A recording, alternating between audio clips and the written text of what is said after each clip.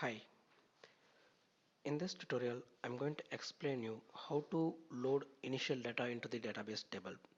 Now when you're going to transport the table across different landscapes such as development system, quality system and production system, we would also want some configurational information to be moved across the systems, such as say for example you might have some customizing table based upon which your application program might get executed. So when you transport the content, you might also wanted to transport the table along with the data. So for that particular uh, requirement, we have this uh, way of loading this initial data into the database table, that is via the CSV file. So we create a CSV file which will contain the data, and the CSV file along with the database table will be transported across the system, and we also specify some other file extension as well, which upon activating it will take the content from the CSV file and it will put that content into the database table. So this approach can be used for the purpose of customizing tables, but if you wanted to migrate the data from your ERP system to your HANA database, then for that you need to use the data replication techniques such as SLT and so on. So this approach would be suitable only for the customizing table or the initial few data that you wanted to load into the database table. So now we will have a look at the table and we will try to insert some content into the database table using this file based approach. So I'm going to the system perspective, and in the schema where we have created the table earlier, I'm just going over there, and so I'm right clicking on the table, generate, select statement, and upon execute I'm going to see what is the content that are there in the database table. So this is the table that we have constructed earlier, which has four columns. First column is a varchar, and second column was a decimal, sorry, numeric, and third one was character, and fourth one was decimal. That is how we have designed it earlier. So same way I'm just going to load some data. So to load the data, first I'm going to create the data in a CSV format. So what I'm going to do is I'm just going to copy this row of data and I'm going to create a CSV file. So in the application project which we have created earlier, I'm going to go ahead and say create new file, and in the exercise 3 folder I'm going to select, I'm creating a file with the name data.csv.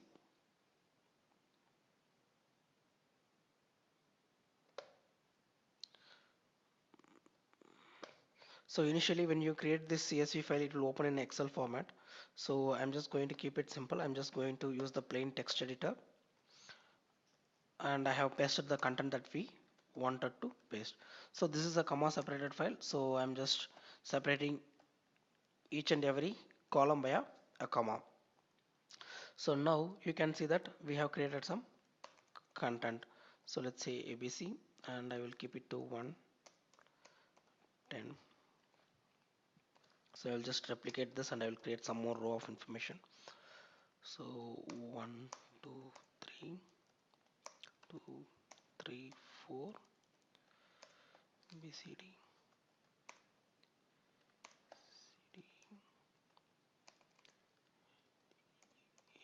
EF,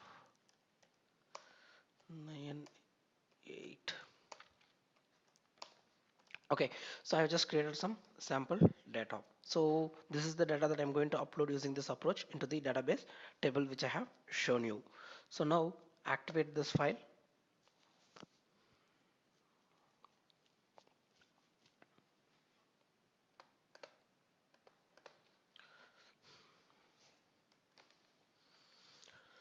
Now, in order to load this data in the CSV file into that of the database table, we have to tell the system that how it has to load. So there are basically two different files that you need to create, two different development objects that you need to create, which will take care of taking the content from the database, content from the CSV file and put it into your database table.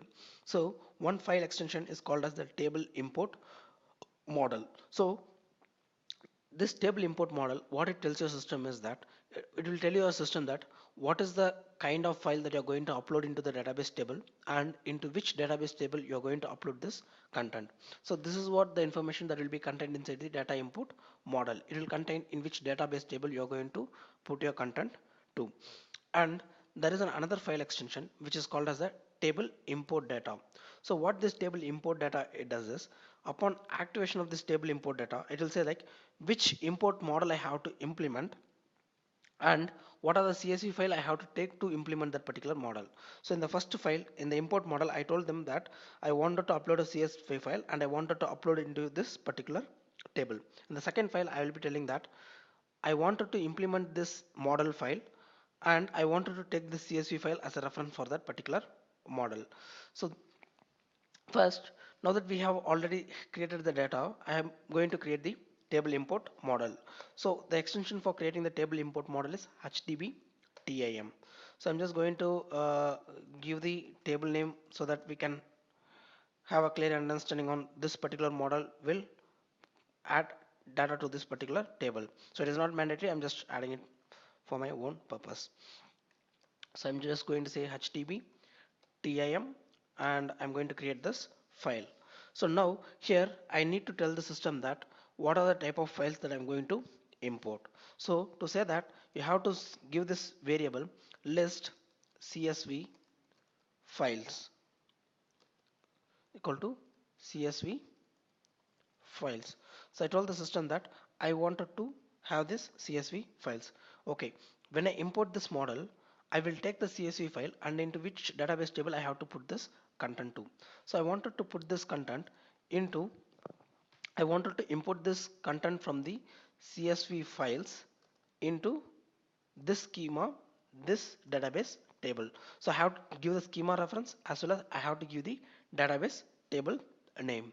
So we have already selected a select statement wherein we can see the schema name as well as the table name. So this is going to be the name of the schema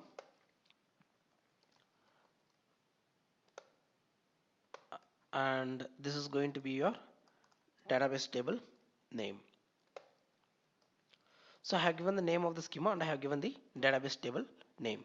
So we are done with our import model. So in the import model, I have told the system that I'm importing a CSV file and whatever the CSV file that I'm going to import, I wanted that file to be imported into this database table. Then I'm going to create the another artifact file that is table import data. So here I'm going to give the relationship between the table and the CSV file. So for this table, I wanted to load this CSV file.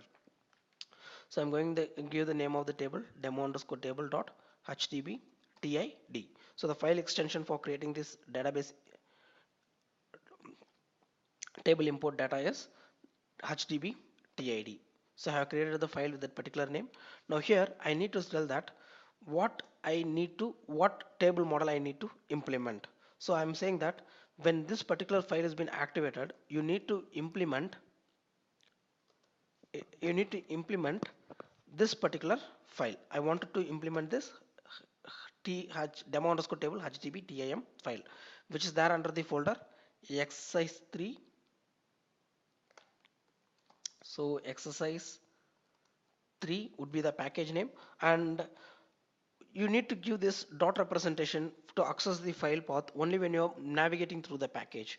When you came inside a package and if you're going to say reference to a file, then you need to use this colon to say that you are using this file inside that. So to navigate that, we came inside this exercise 3. In case if I had a folder called data, so folder is equivalent to that of package. In case if I have a folder called data and inside the data if I have this demo underscore table dot htb tim, then my representation would be that exercise 3 dot data colon demo underscore table dot htb tam. So this is how I would represent it in that particular case, whereas here it is directly under the root package, so it's going to be exercise 3 colon, then we give the table import model name. So when this table import data is going to be activated, it is going to import this table import model. Now okay, I'm going to import this model and this import model says that I wanted to load the data, I wanted to load the content into this particular database table. Now I also have to tell the system that which data I wanted to load into that table. So I'm going to give the reference of the CSV files. So I'm going to give the reference of the CSV file as an array, so that in that way I can give multiple CSV files, so the data can be uploaded from multiple CSV files. So here we have only one CSV file, which is data underscore CSV, and this data underscore CSV file is there in our exercise 3 package. So it is there in our exercise 3 package. In that package we have the file as data.csv. So there is only one file I am importing. So this one tells which type of file I am going to upload and in which table I am going to upload. Here I have told that which table import model it is going to implement. So by implementing the table import model, it knows that it has to put the content into this particular database table. So what content it has to put? It has to put this content which are there in this CSV files. Now select these two files and activate.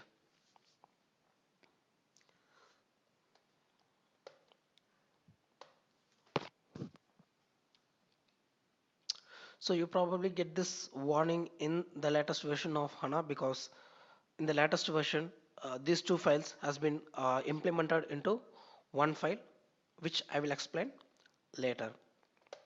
So in the older version you probably may not get that particular warning at all. So now you can see that these two different files has been activated and successfully stored in the database table.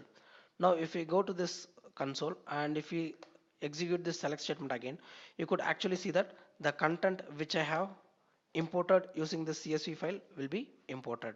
Now if I'm going to modify the key fields of if I'm going to modify the same record in the CSV file, whether if I modify this ABC to something else, then if I activate the file, it is not going to get updated in the database table, because it works only based upon the key field. So if the key field entry is already available there, then it will not update that particular value. Only when I am going to give a new entry, in only in those particular cases, system is going to insert the record into the database table. So for corrections, you have to do it via your SQL statement or any other approach. So this is basically how we are going to load the configuration data into our database table. So now what will happen is we will assign this application project to a transport, and while we move this particular transport to that of your production system or quality system, when these files are getting transported over there and upon activation, the programs will get executed in a sequence. First it will create a database table, then it will load the data, CSV data, then after that this table import model and table import data will get activated and it will load the content into the database table, right? So this is the basic approach, and in the next session I will be teaching you how to create a attribute view. Thank you.